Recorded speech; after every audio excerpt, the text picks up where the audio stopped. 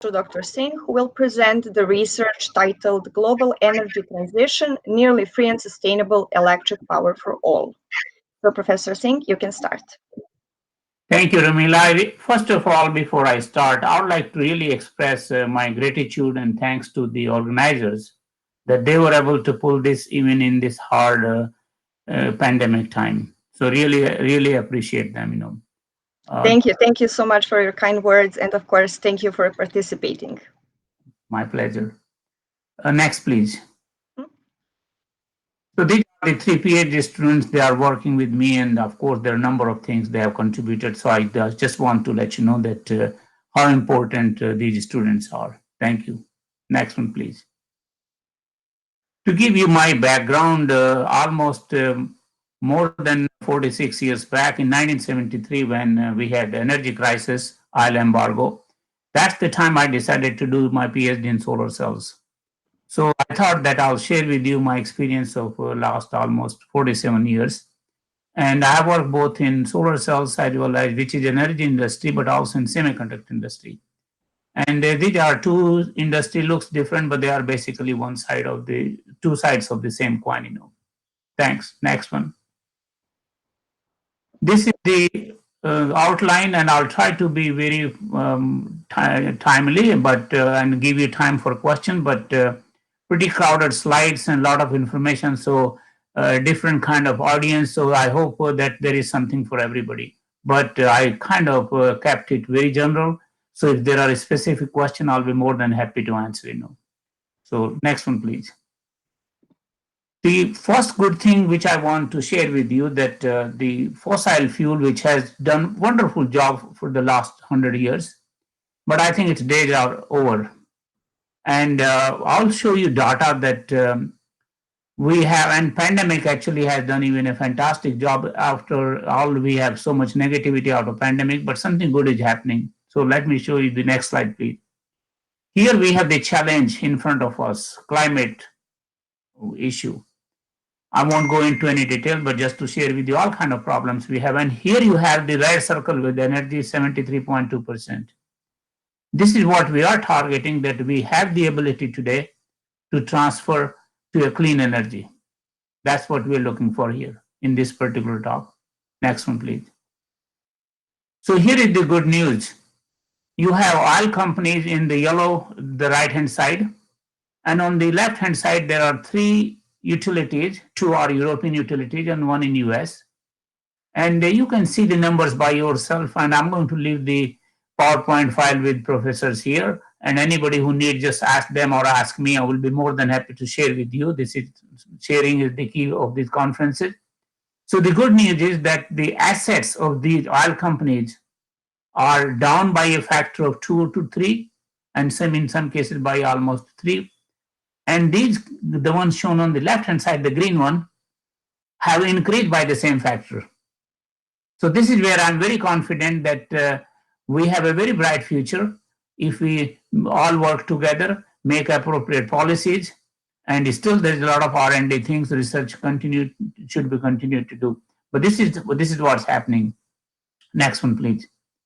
And here you can see the top one is 70% renewable, the bottom one is even less, but they are not 100% renewable. If they become 100%, then even the difference will be more. So this is just something to show you that transition already had started. So we have 10 years data, we can differentiate between 2010 and 2020, and that's what's happening, that the transition already had started.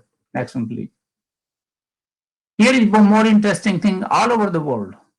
We have a BlackRock is a US company, and they operate about $7 trillion money. And what difference you will notice that in the last 3 years, we have 3 years data, 2018, 19, that previously shareholders would like to see something, but the company will not follow. That's not the case today. So at least I know there are a lot of data I just won't have time to share with you, but we have big pension funds, and they are getting pressure that they have to take off the money from all the oil companies. So this is something naturally happening, and this is where the public pressure, particularly young people, they have done a fantastic job in pushing green revolution. So that revolution is just starting. Next one, please. Now the question that why electric power? And I'm going to show you that even thermal energy you can get with the cheap electricity can provide you even cheap thermal energy. Next one, please.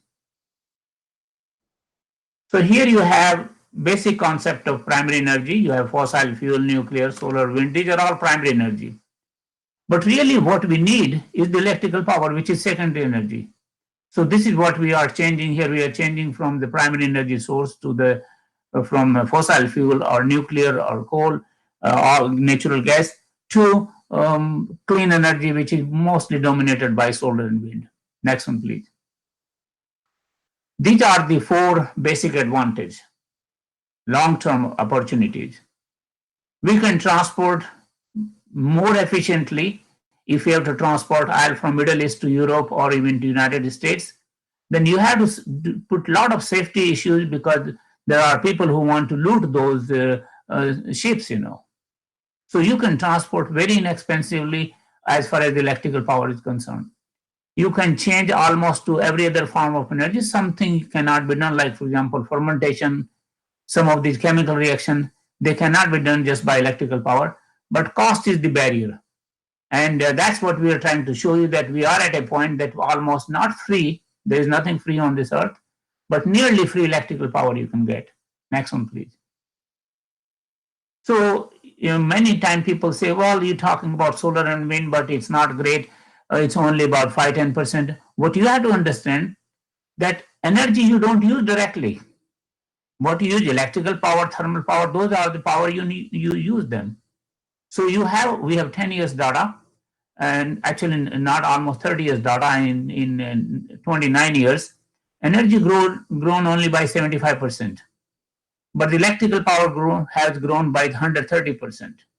So this is what we are talking about. The transition is already had happened, and this is the importance that it's not the primary energy. The importance is of the secondary energy, which is the electrical power in this case. Next one, please. We can learn a lot of lesson from the history. We have seen so many innovations, and I will not talk about anything about the biological system. That's not my expertise. Penicillin had been a fabulous discovery in the last century. So I'm not talking about those inventions. Let me go to the next slide, please. So here you can see that go back to the last 3 centuries, and steam engine, electrification, and the entire IT, information tech, which is hardware, software, everything, okay. And also you will see that every economic growth is tied up with the electrical power. So this is where we have the ability to change the whole world, that you get the electrical power from these sources, which I'm going to share with you, mostly sun and wind. And you have this transformation coming from the IT industry. In fact, we could not have shared this lecture today, this talk today, if this was not for the IT industry. So we're going to continue to see change in the IT industry, but the biggest change we're going to see in transportation. That's one area I'm going to focus. Here, another interesting thing you will see, you can look at it very carefully. But if you go on the left-hand side, which is the beginning of the 19th century, it will take many, many years to get to the 90%, 80% level of anything you want. That's not the case today. Right from your cell phone to smartphone and to games you play, some are done probably even in 2-3 months, that game is over and you just introduce the new one, Okay, next one, please. So here is my take. We have the ability that we're going to electrify everything. Everything will be electrified. And of course, not only the energy source, which is my main focus, but all kind of sensors, control, communication, they will play an important part.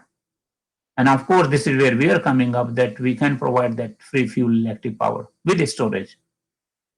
And whether you have the cybersecurity issue, artificial intelligence, virtual reality, everything comes under IT. So I just put under one big word. So these 3 things are going to transform the 21st century. So I'm going to talk only about a very little part of the whole thing. But if you look at the big picture, this is what's happening. These 3 forces, the hardware, software forces, which is IT industry. We have the clean electrification, almost free, not the free. And all kind of sensors control communication, they will play a very big part. Next one, please. So let's look at some fundamentals, because my experience has been that either it's the engineering fundamentals or economic fundamentals, they control world. And I have been guided by, right from my days as a PhD student, even before, always believe that engineers should pay enough attention to the economic side of the world. So next one, please. Here you have the source of all kind of energy. And if you pay attention, the units of power, electric power, kilowatt hour, megawatt hour, terawatt, I have changed to year. So that means if you want to convert to hour, then you have to multiply by 365, 24, and think about how many big numbers will be coming here. That much power we are getting from sun.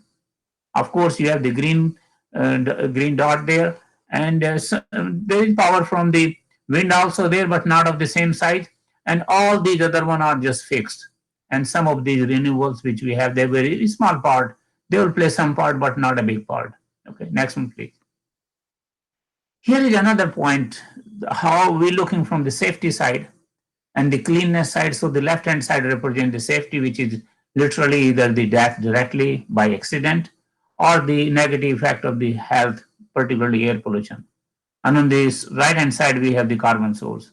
So you can see coal is sitting on the top, then oil, natural gas, biomass, hydropower, and nuclear.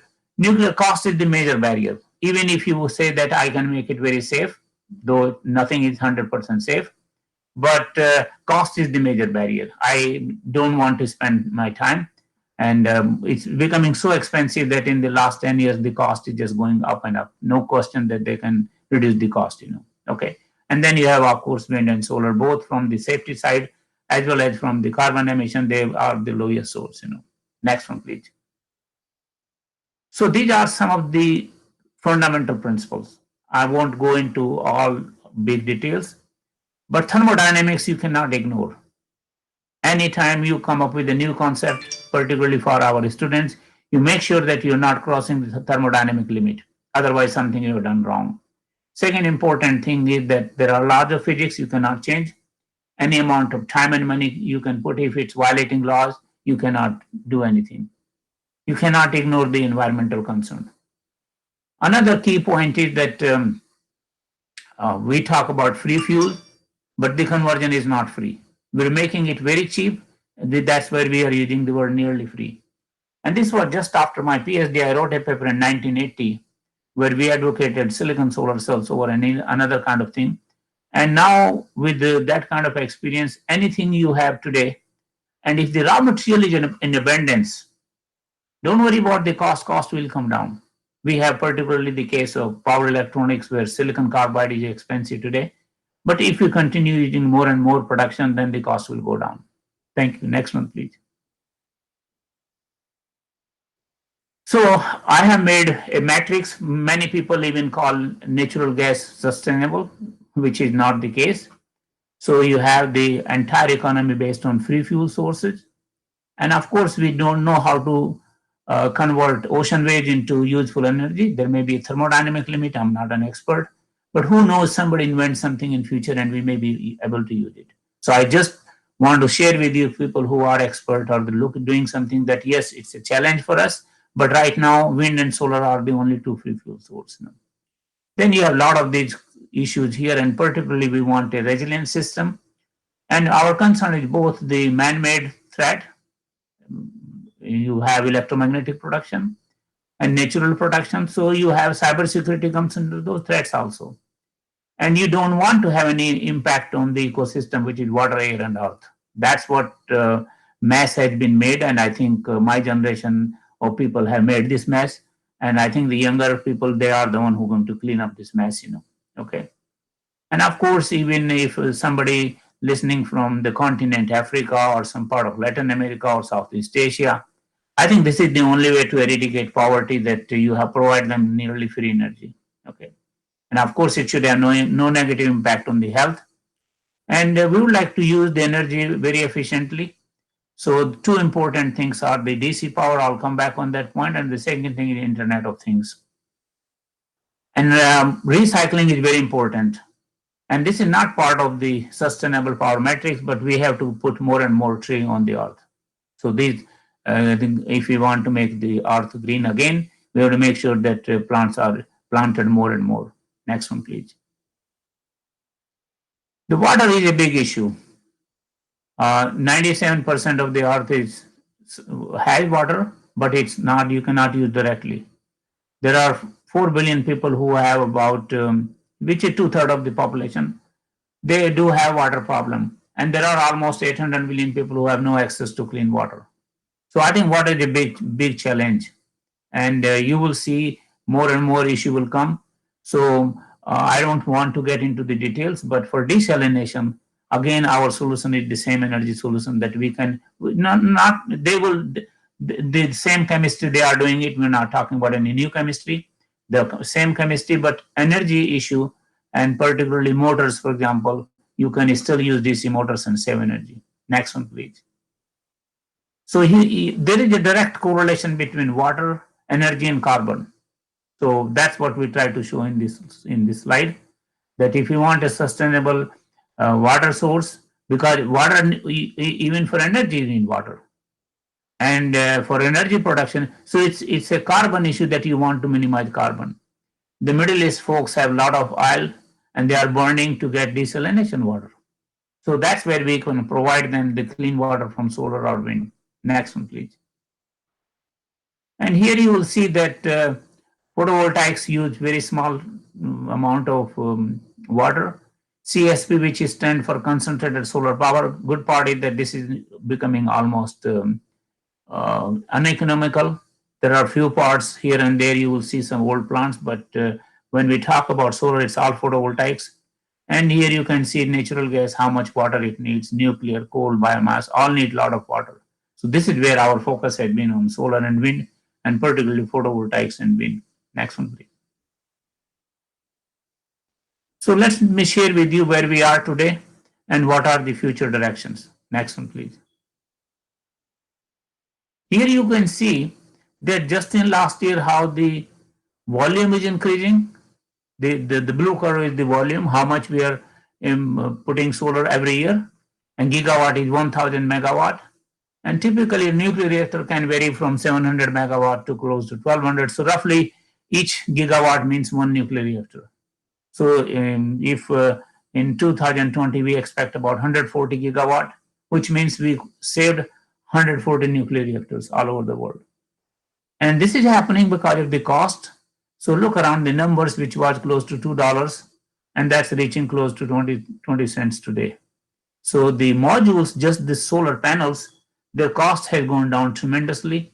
And when I was a student, this number used to be close to $150. So from $150 to 20 cents, we have contributed our own work, and we have seen that growth, that how cost has gone down in the last 40 years. But here the data just shown for 10 years. Next one, please. We have several reports all over the world, but I just, because of the time, I cut down one slide. So here in Europe, you have as low as 1.32 cents per kilowatt hour. Depending on the currency, the number may change. So we converted it whenever the report was done. That time euro was, in euro terms, it was 1.12 euro cent, but now it's around 1.32 cents from our conversion. Nobody has low, and there are hundreds and hundreds of articles you can find in the literature that the lowest cost of generation of electrical power is solar. IEA, which is a global, they report global data. They just reported the solar is the cheapest one. So there are a lot of data. And I just thought that I'll share you one number and not get into that area. Next one, please. The most important thing you want to remember, and this is something like if you're not an expert, you will not pay attention. But every solar manufacturer, if they are not giving you this warranty, they're not genuine. Don't buy if they don't give you minimum 25, and many of them are giving you 30 years warranty for man shape, materials, all kind of warranty they will give you. And here we have a company in US, they reported a couple of years back that after 40 years, 99% of their modules will have still 70% of the power. So you're not going to throw them after you still having 70% power. And technically, I'm aware that one of the polymer ethyl vinyl acetate which we use degrades. And if you can replace this with some new polymer, I'm pretty sure this number can go from 40 to 50 years. So these are very reliable products which you use in so-called silicon solar cells or silicon modules which we use. Highly reliable. Next one, please. Now let's look at some global data. So on capacity basis, last year we have 60% of new power came from all over the world, solar and wind, 67%. So now you can see it's consistent to my very first slide where I was showing you that the value of these oil companies, the assets are going down just because we're not using that much oil. They're not producing that much. The cost itself has gone down, but that's not the case with the renewable energy, solar and wind companies. They're growing. And you saw the utility data. So photovoltaics, we last year 118 gigawatt, which is about 45% of the capacity. So it's interesting. I don't see any competition between solar and wind. In 2010, I got an award, and they asked me this question. And that time there was virtually no market of solar. And my answer was that it's a solid state device, pretty much like the integrated circuits. You will see that solar will take over wind. Well, this is exactly what happened in 2019. We had now more solar and slightly less wind. So wind power will continue, and there's no mostly in most of the places wind blows in the night and solar works in the day. So they can also work as a complementary factor. I'll show you one graph on that one. So this is something remarkable that now PV. Next one, please. Yeah, go back one more, please. Yeah. So you can see if we take the capacity, then 650 gigawatt is solar, and it is stand as number 4th. So just in 10 years. And as we go down in future from 4 to it will become 3. In fact, if I combine with wind, then it will become number 3, and hydro will become number 4, and of course photovoltaics will be lower. Okay. So this is just to show you that it's already happening. That's what we're talking about, the transition. Next one, please. Even if you have the issue of land, there's plenty of water and all kind of. I just took one slide to show you that you can lay down these panels on top of the water and you can generate electrical power. The cost will be slightly high because of the cables and all kind of issues, but it's already happening. There are many places all over the world these projects are working. So it's not an excuse that we don't have enough land to put solar cells. In fact, if we take 20% silicon modules and we take Spain as a country and we cover the entire Spain, then we can provide all electrical, all energy needs of the entire mankind just by covering solar panels to the entire Spain. Next one, please. And here is the complementary nature that both solar and wind can work together, and you can provide a sustained power. I know there's a town in Texas, United States, where they are just living on solar and wind. Pretty much almost all electric power can be just generated combined with solar and wind. Okay, so this is the trend. So there's no competition between solar and wind. They can work together. Next one, please. We published a paper about 2014, so it was 6 years back. And my prediction is that by 2022-24, which is next 2 to 4 years, we should have solar power batteries altogether about 2 penny per kilowatt hour. And you can get your electric power 24 hours. That was my prediction. And we are pretty close to. I'll share with you some storage data. Next one, please. If there is anybody in the audience, I'm not sure, so I just have only 2 slides, but I can answer any question you may have in your mind. Silicon solar cells have their limit, and they are about 26%. 26.4 is the best number we have today. And how do we go past that one? There are many people all over the world. I'm pretty much done. I'm not doing any research now. This is a paper we published in 2013. And we said only way you can do that, you use silicon on the bottom and put some other material on the top and use it as a 4-terminal device, not 2-terminal device. And of course, then we can bring a combiner unit and you can get output as a 2. This is exactly, many people are following this route. But next one, please. What you will see, there is a material called perovskite solar cells. Even in the United Kingdom, there's a company called Oxford Solar Cells. Everywhere, all over the world, people are just saying that this is going to be the game changer, will replace silicon. We published a paper in 2015 by saying that no, it's not going to happen. So I just want to make sure that you understand these are not stable solar cells. Of course, they can invent any new material, then the game will change. But I'm talking about the materials as of today. What we know, this is not a stable material. So even after 1,000 hours, 21.1% was the starting efficiency, and you lose 10% power just in 1,000 hours. And there, silicon, you're talking about 40 years, 50 years lifetime. So even you cannot marry the two together, that putting one on the top of another one. So these are some of the challenges that remains for them, and I just don't see any future of those cells. Next one, please. Now let me come back on the storage. Next one, please. So you can, this is an article, The Economist wrote it a couple of years back. And basically what is happening, you can see the cost is going down and the energy density is going up. So this is the trend that was projected, and it's actually happening in that way. So those are the two desirable things, that the cost should go down and the energy density should be going up.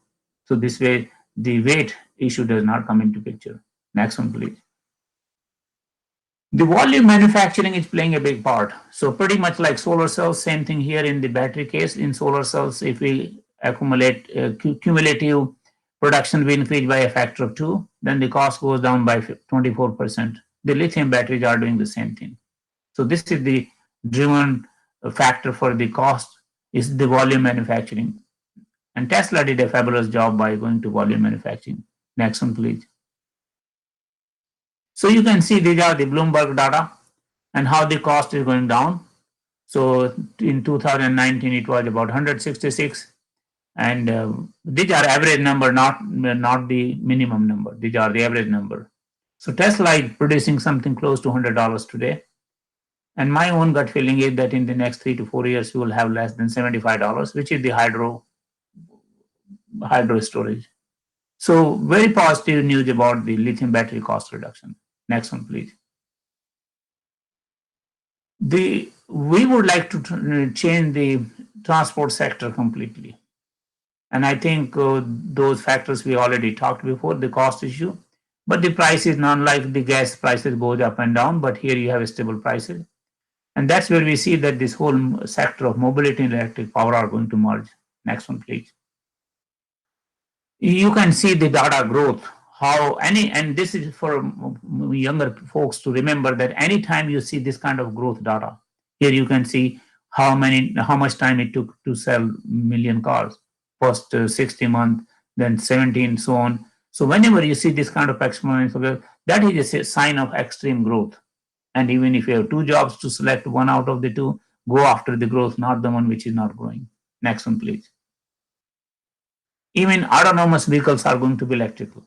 They just, the internal combustion engine battery cannot support all the sensors you need it, all the computation you need it, the data storage you need it, just cannot support it. So they're going to be electric. Next one, please. This is very recent. This is from Nissan. And what they're saying that we have reached at a critical point. So again, just the growth, and China, of course, is growing in electric vehicle more than anybody else. So it's not a question. I do drive a Tesla. Like for the last 2 years, I have a Tesla. So I'm not just preaching you that if you cannot afford it, it's a different issue. But the cost factor is the one that we are reaching at a point that I'm going to mention the US dollars. So in about $35,000, you can buy a lot of electric cars, and that number is going to reduce constantly. Tesla is planning something like $25,000 US dollars electric vehicle. Okay, next one, please. So with the storage, I gave you some numbers before. You can see that they can store about 4 hours worth of electricity very inexpensively, 0.8 cent to 1.4 cent. And this is going to be reduced by a factor of 2. So this is where I'm optimistic. Now, by the way, these are all large scale and eventually they will filter down. It's pretty much like you buy a Coke or Pepsi or any soft drink from vending machine that will be very expensive compared to grocery store. So these are bulk volume issue, and eventually the price will continue to going down in future. Next one, please. Now the lithium battery, the conventional one, we have a liquid electrolyte, but we have solid state batteries, and I'll share with you some data. Nobody has. There are a lot of positive things, but nobody actually selling them as a product either in in electric vehicles or for storage. But there's a lot of future. Very positive signs. Next one, please. So here we have a company in US called Quantum Space, and they went public. So that's where I trust that the number they cannot give us wrong information. So they have highest energy density. So that means in this given volume, you can store more power, and this is higher than the conventional lithium battery will have. I just don't have the time. Otherwise, I could have shared with you. Tesla has made a lot of progress, and anybody you can go and just put a Google search and use the word Tesla Battery Day on September 21st. There are a lot of announcements they have made it in the design of the cells itself, and a lot of changes are happening. Next one, please. Even on charging, they are claiming that how the charging time will be reduced. So it's a startup company, but good party, they are public traded, so they cannot just say data that are not true. But to convert these from the small company to a large volume manufacturing, it will take a while, and there will be definitely barriers. So I'm not saying that it's a done deal, but battery is the way to go. Next one, please. We have published our own paper on battery manufacturing, and I will not go into those details, but if anybody has a question, I'll tell you that where is the room for doing research in batteries, and if you have the background in solid state, like me. Next one, please. Now on the hydrogen, people have been talking about, and Europeans are putting a lot of money on this one.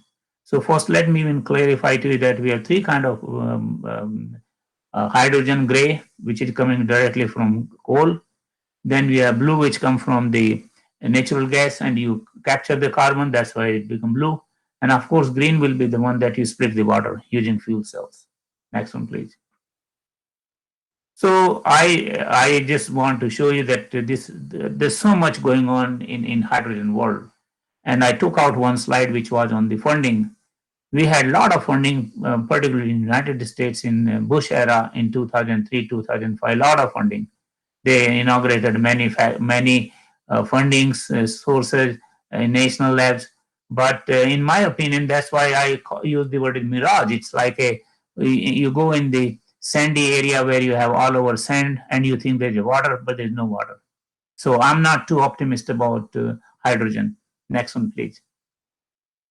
So going back almost 13 years back, I gave a talk in Mexico. And let me share the next slide to you. Next one, please. So this is the slide I pulled out from my talk of 13 years back. Even somebody published a very nice paper and say economically it does not make any sense. So I have not changed my mind because the data does not show. And let me share with you one more slide. Next one, please. Here, you are wasting energy. So if you have an electric vehicle, you can have 73% which is going to do work for you. If you have hydrogen, only 22% will work because you have gone in two steps.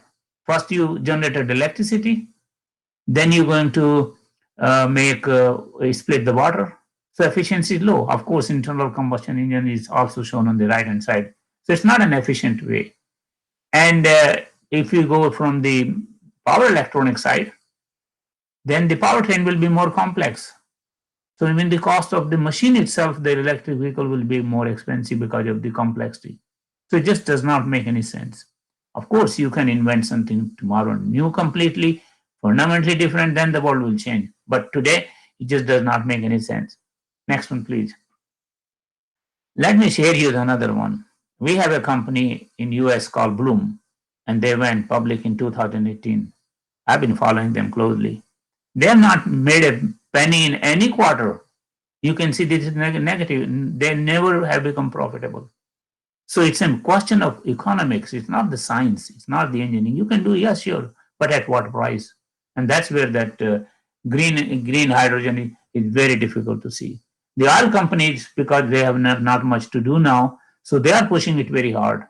So that's why I called a mirage. So don't fall for it unless you have your own convincing arguments in your own heart. Next one, please. Let me go quickly through ways that how we can make ultra low cost power. Next one, please. So if you look around all the loads except some inductive loads, it doesn't matter which sector you're looking for, whether it's residential, manufacturing sector, any sector, all our loads need DC power. They don't need AC power. All your cell phones, you connect it to the wall gives you AC power.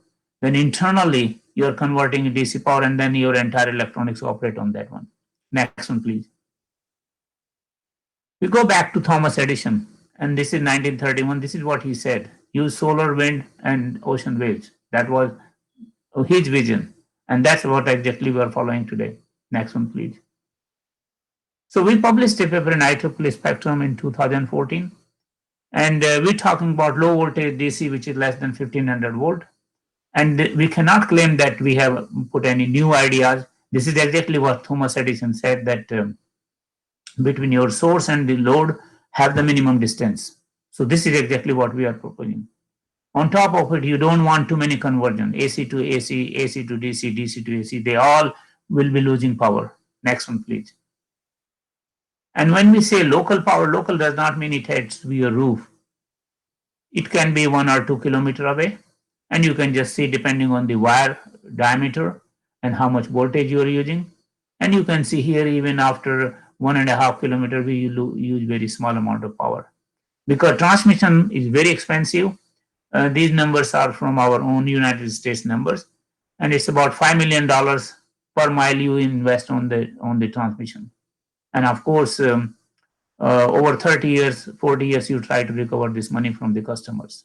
The number vary from anywhere from 3 to 7 millions per mile, but you want to avoid this expensive cost. Next one, please. We did our own experiment, and we can save about 30% of the power if you use just same load under identical condition. So you save about 30% power, and of course the capital cost will show you will also be lower. Next one, please. These days, and in I don't know the European numbers, but here in US, anywhere from 40 to 60% power is just wasted, because they would like to see that irrespective of the day, you have a flat curve. So the power generated by the solar is pretty much constant. So they're wasting about 40 to 60% power. Next one, please. Here is the cost of the capital cost. So you can see all these boxes covered with you don't need those components. This is the LCD driver, the LED lamp, and you don't need all these components. So you will be saving capital. But it cannot be done randomly just like that. It has to be planned, because everything is on the PC board. New PC board has to be designed. And that's where we need a change in policy, that the government support that initial part of investment. Next one, please. Same thing about a charging station. You can see these components in here. You just don't need those components. So this is where you will be, and this is the fast charger, DC fast charger, which is taking about anywhere from 15 to 20 minutes or 10 to 15 minutes for your charging your electric vehicle. Next one, please. And I wrote an article, I think about 2014. This is where we have the ability that we can transform this electric grid. Next one, please. So this is what the idea of local DC power network is, and we have shown you several. These are houses, but it could be buildings of a factory. It could be any mall, anything. This you can replace them, and they all have the ability to change power from each other. You can bring any kind of business model, new business model. You can even have a solar farm in the vicinity. Utility may be owner, an investor can money, all kind of possibilities there. And of course, if you take the detail, then you have to look at the cybersecurity issue. The loads have to be intelligent. Communication layer you have to see. So a lot of details are there. I just don't have time to go through. We wrote a paper a couple of years back on Internet of Things, and anybody interested, I just did not put it here. We can share with you. Next one, please. We just published a paper where it was on the competition and it was on the AC, but we built everything based on battery and PV, and all the buildings were of the campus and they were distributed. So it's about 18-20 page paper. Feel free, you can download it free. It does not need any charges, but a lot of details are there and shown that you can save money if you go that route compared to what you're going to pay for the next 20 years. Next one, please. Even Tesla is putting some charger there. You can see a lot of power you need, 14 megawatt you need it because there are 56 charger in a single location and 250 kilowatt each one in need. And in future, this number is going to increase from 250 to almost 400 kilowatt. More fast charger will need more power. So this is where the role of DC power is that your battery need DC power, your solar generates DC power. You don't need to waste all that energy. So you can save your capital and you can also save your operating cost. Next one, please. This is our global idea for universally you can provide power everywhere. Does not matter as long as you have solar and wind, you have storage. And if for some reason you don't have enough in the local area, then you can go to high voltage DC. But this is our universal solution for providing solar and wind as the source and battery as a storage. Next one, please. The business model has lot of issue. So let me just give you one example. Next one, please. You would like to use vertically integrated business model. And if, for example, you have a city, make sure that you make a deal with one vendor and all the components you're buying from the same vendor. If you are a province or a state, you can negotiate. A country can negotiate the same way. So this is where you can reduce the cost. And here we have, and in manufacturing, rarely we used to have GE and Siemens as two big company, but they are not at that stage that they have gone to these. They were pretty much involved previously in the fossil fuel industry. They are changing to clean energy, but not at the same rate. So this is something that every component you want to have under your own roof. You don't want to buy from. You have long-term agreement for 10 years, 15 years and you will be saving 10 to 15% cost. So this is just for manufacturing. You can use this model, but even without manufacturing, this kind of vertical integration can be done. Next one, please. And I'm coming close to the last thing. People will have concern for recycling, and they just think these batteries, solar cells, no different than your electronic product. So like we have handled our e-waste, same way we're going to handle them. Next one, please. So you can see there are a lot of challenges, but I think it's an opportunity. This is an area where you have to think about it, that new chemistry can be brought in, new business model can be brought in. How are you going to transport from one country to another? Are you going to do it locally? So there are a lot of opportunities. I just don't want to go into the details. Then that I'm not an expert in chemistry myself, but I just see a lot of opportunity in this area. Next one, please. Glass can be recycled very efficiently. We have this is a plant here in New Jersey, and you can see glass is not a problem. So particularly with solar modules, you have the cover on the top, and that can be recycled very efficiently. Next one. And the batteries, a lot of things happening. In fact, I just didn't have time to go into the details, but the battery cells, when we manufacture, some of them have to be rejected.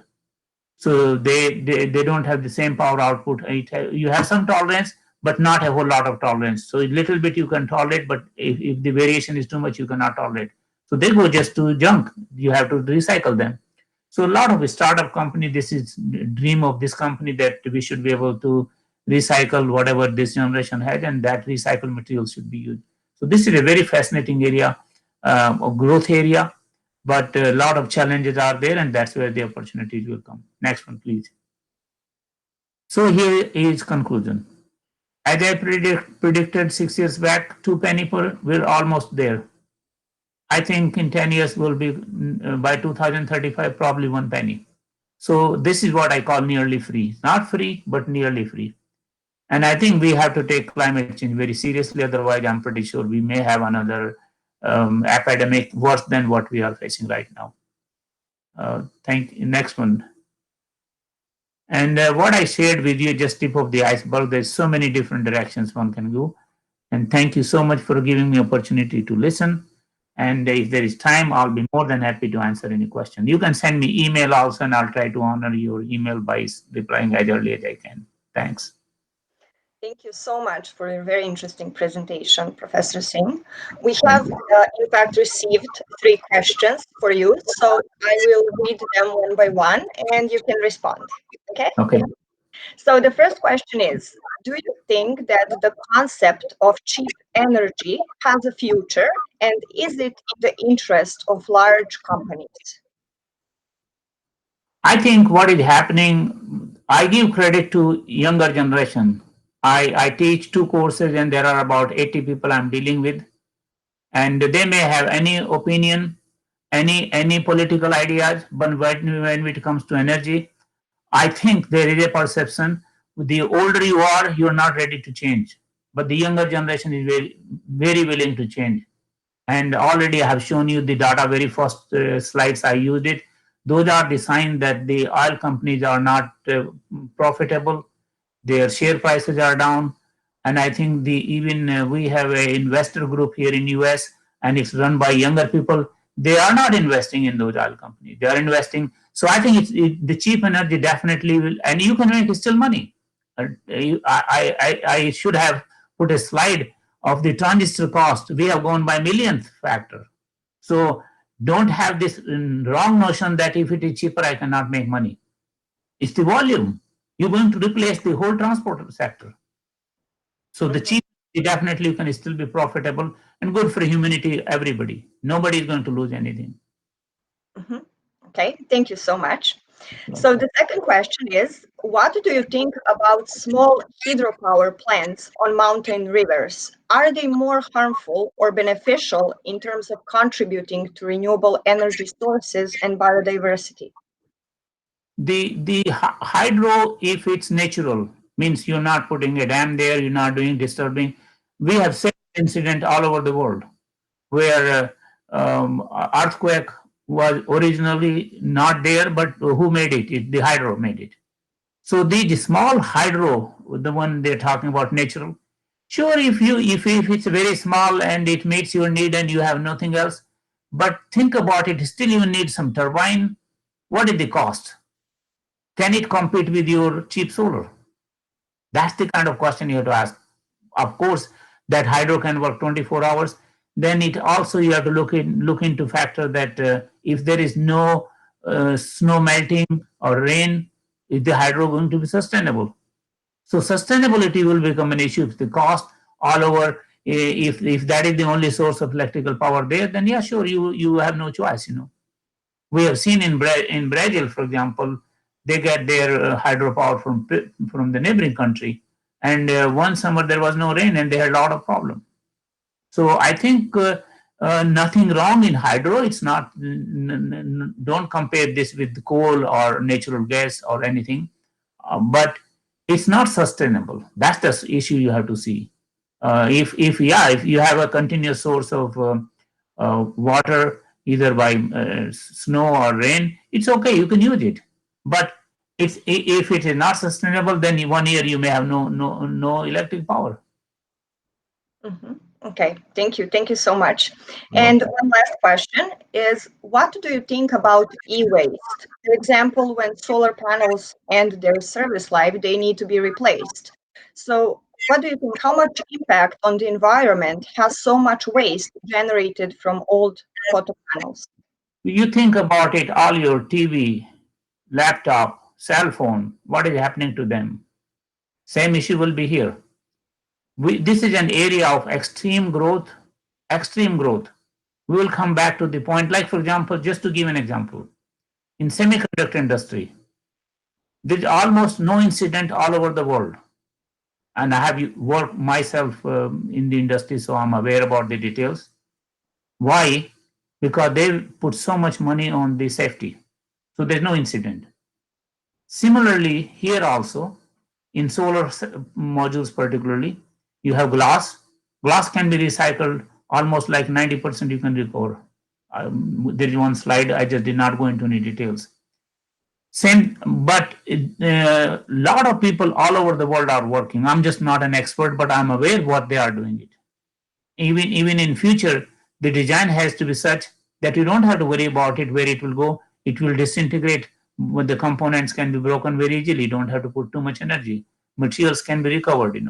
So it is an area of concern, but same time, just don't put it into some as bad category as nuclear. That, oh, it's where the e-waste going to go. What about your e-waste coming from your laptop and TV screen and everything? The same situation will be there. Mhm. Okay, thank you. Thank you so much. Thank you for being part of our conference. Thank you for your extraordinary presentation. And of course, we hope that we will see you again next year. Absolutely, my pleasure. Thank you. Really appreciate what you guys doing it, and it's very difficult to manage life in these tough timings. So I really admire you, all of you. Thank you. Thank you. Thank you so much.